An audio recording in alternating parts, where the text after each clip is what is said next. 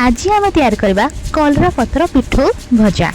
आपण मैंने तो अनेक प्रकार कलरा पत्र तैयार करना खाइथे, कलरा पत्र बरा, कलरा पत्र भजा, किंतु आज मु आपण मान गोटे हेल्दी एवं स्वादिष्ट रेसिपी करके देखे। तो डेरी न करी चलंतु करवा। मुझे किसी अरुआ चाउल, सुखिला लंका और जीरा को भिजेकी रखी देथिले।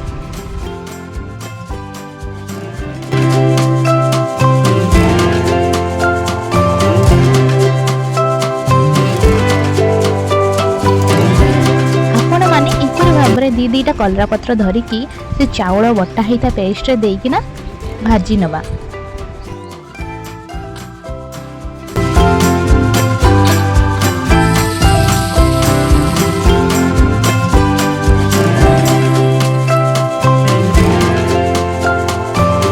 आपण माने एपरि भाबरे कलरा पत्र को गोटी गोटी करी तावारे देई देबे।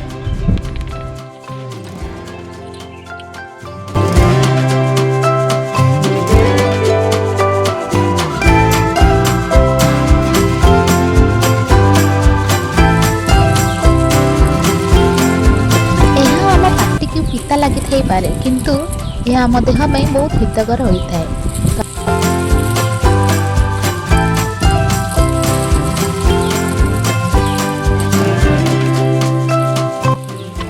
यहीपरि भाव में कलरा पत्र को आम किसी समय एपट सेपट कर भल भाव में लौटे नवा।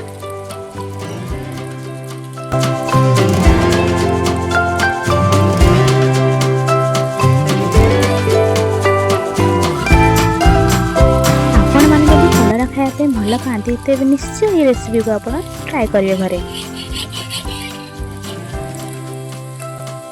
देखंतु एबे हम कलरा पत्र धीरे धीरे भल भाव में गोल्डन कलर ही भाजी ही आसिलानी। यह को आपण इवनिंग रे स्नैक्स रूपे मध्ये खाइ परिबे।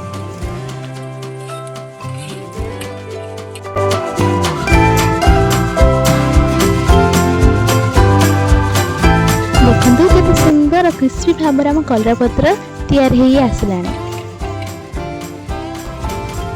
आशा करुँच आपको जब मोर छोट वीडियो भल लगी तो लाइक करेंगे, सब्सक्राइब करने को जमा भूलें।